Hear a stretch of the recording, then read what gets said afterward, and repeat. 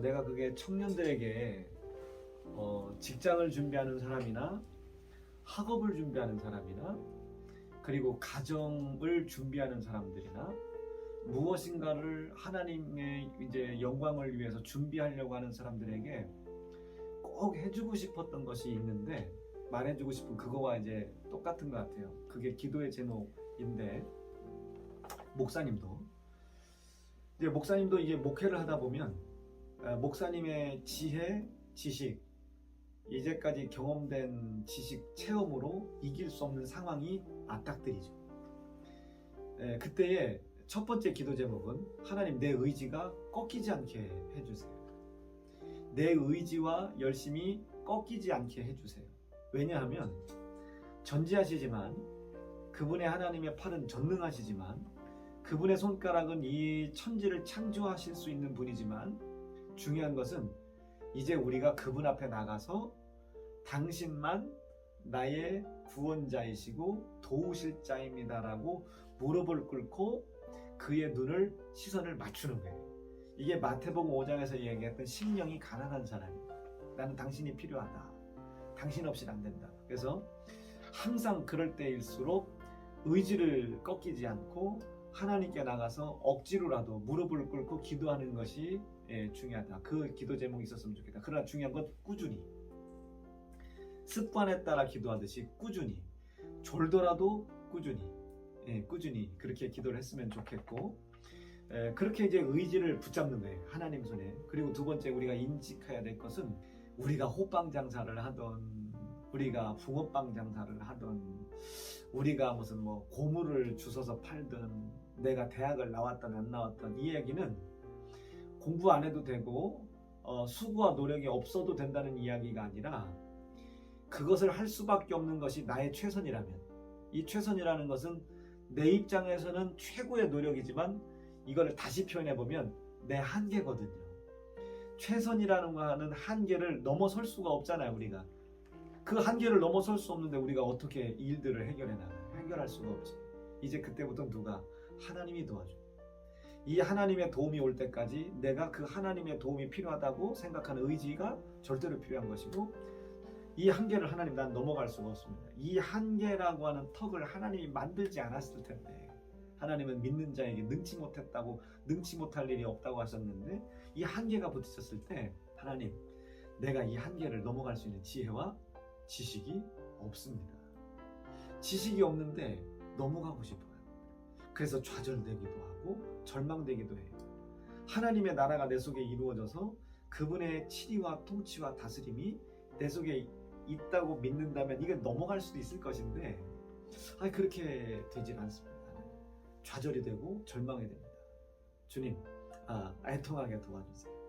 하나님의 도움이 내게 있을 것이라는 기쁨과 감사가 올 때까지 애통할 수 있게 해주세요. 이것이 청년들에게 부탁하고 싶은 두 번째 기도 제목이고, 이제 마지막 이 두 가지 기도 제목은 이 마지막 이 세 번째를 얘기하기 위해서 이제 청년들에게 부탁을 하는 것인데, 나의 한계를 만들어내는 이 세상 절대로 내가 이길 수가 없습니다.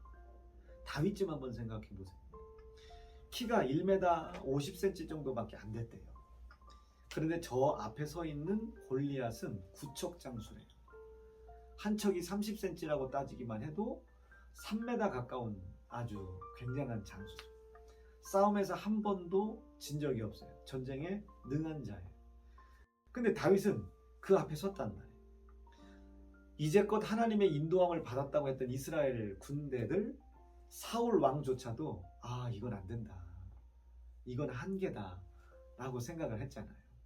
그런데 다윗은 그 한계를 보지 않고 자기 속에 이루어져 있는 하나님의 나라를 본 거예요. 이 나라가 왜 중요하냐면, 이 나라는 나는 할 수 없지만 내 안에 있는 이 나라, 내 안에 계신 나를 통치하시는 하나님은 저 세상의 임금이 아닌데도 불구하고 임금 노릇하는 저 골리앗을 틀림없이 무너뜨리실 것이다. 이걸 믿고 나간 거예요.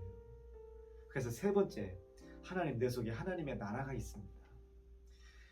나는 그 나라의 백성입니다. 그 나라의 백성답게 하나님께 영광을 돌릴 만한 풍성한 학업과 약속된 사업과 가정을 이루어 드리고 싶습니다.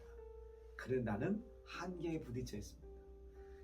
한계에 부딪힐 때마다 내가 하나님의 나라의 백성된 자로서 힘들고 어렵지만 하나님의 말씀에 통치리를 받고 다스림을 받음으로 인하여 하나님께서 나를 통하여 내가 그 나라의 백성됨을 나를 대적하는 원수, 대적자, 힘들게 하고 한계에 빠지게 하고 좌절하게 하는 그 세상, 원수 그들에게 하나님의 통치가 드러나게 도와주십시오.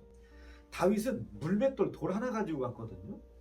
그 돌은 절대로 골리앗을 넘어뜨릴 수가 없죠. 근데 그것을 알면서도 간 거예요. 왜? 그 돌에는 돌이 있는 것이 아니라 하나님의 위엄이 있었거든요. 자기는 할 수 없지만 하나님의 위엄, 그 위엄이 세상을 무너뜨린 거예요. 이것을 통치라고 합니다. 나를 통해 하나님의 통치가 드러나는 거예요. 이 통치는 나를 다스려 주실 뿐만 아니라 세상을 통치하셔. 나의 한계를 넘어가게 해주시는 거예요. 그래서 세 번째, 하나님의 나라가 이루어지고 나는 그의 백성 되게 도와주시고 그의 백성된 자로서 나의 한계와 좌절과 절망의 상황을 만났을 때 도리어 그것이 기쁨이 되고 좌절이 되지 않게 도와주십시오. 그리하여 나를 통하여 하나님의 통치가 나를 좌절시키는 세상에 있게 하심으로 인하여 세상이 나에게 정복당하게 도와주십시오. 이렇게 기도했으면 좋겠습니다. 네, 이런 청년들이 다 될 수 있기를 바랍니다. 꼭 이 말씀은 드리고 싶습니다. 우리 사랑하는 청년들과 이 메시지를 듣는 모든 사람들에게 하나님 나라의 위엄이 이루어지기를 간절히 축복합니다.